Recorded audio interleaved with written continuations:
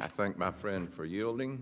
Now I call on Mr. Mannion from New York for your line of questions. Thank you, Mr. Chair. Today's hearing is another attempt by the majority to cast unions in a negative light. The repeated accusations about unions not being transparent or not putting the interests of their members first are simply not what I experienced myself as a union member and a union president. Unions are democratic institutions accountable to their members, and they must comply with extensive reporting and financial requirements. In addition to following federal law, union leaders are bound by their own constitutions and bylaws. As a former Teachers Association union president who represented over 400 members, I can tell you, if you're a labor representative and not handling things in the correct manner that is a good reflection of your membership, it will not take long for those members to take notice and hold you accountable. I did so myself.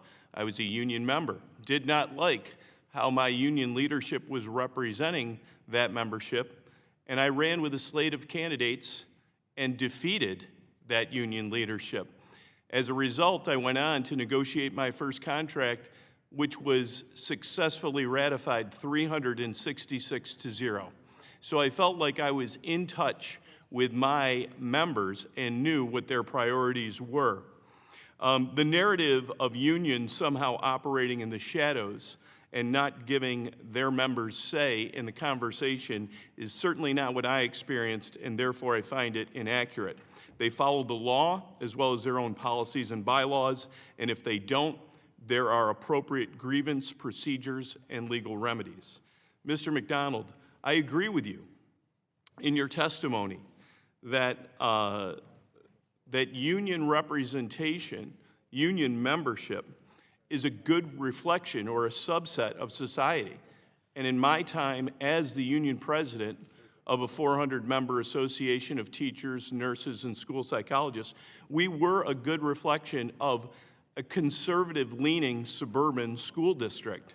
But I will also say that union leadership, you suggested, is not politically aligned, with their membership. But I will tell you that if you go talk to leadership or members at AFGE, when their collective bargaining agreement was illegally suspended, I think many of those members, and certainly those leaders, regardless of party affiliation, would disagree with that executive order.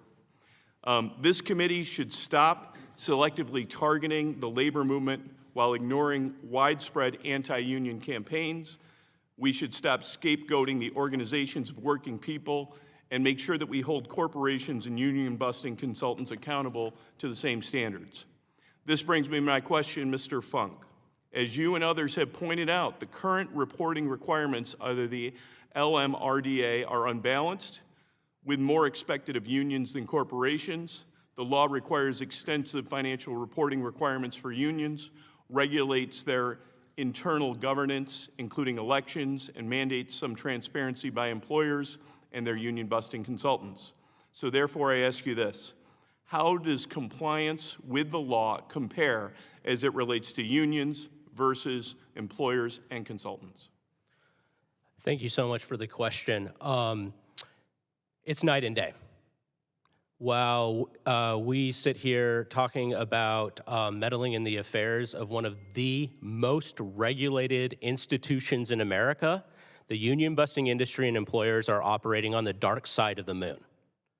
We do not know what they're doing, even though every taxpayer has a right to know.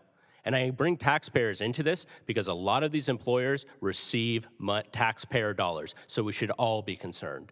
But to your question about compliance, as I spoke, 83% of unions get their annual financial disclosures that are incredibly detailed into the Department of Labor on time, 83%. Union busters and employers operate at 34%, and that doesn't even include the thousands, as I said, almost 1,500 union busting consultants that don't comply with the law. Now, let me bring up another point of compliance. When a union buster is hired, either to speak directly to workers or spy on workers or collect information on workers or write messaging for employers or turn supervisors into frontline fighters, they're supposed to disclose that within 30 days so they have that information before the election. Only 20% of union busters do that. Thank you, Mr. Chair. I yield back.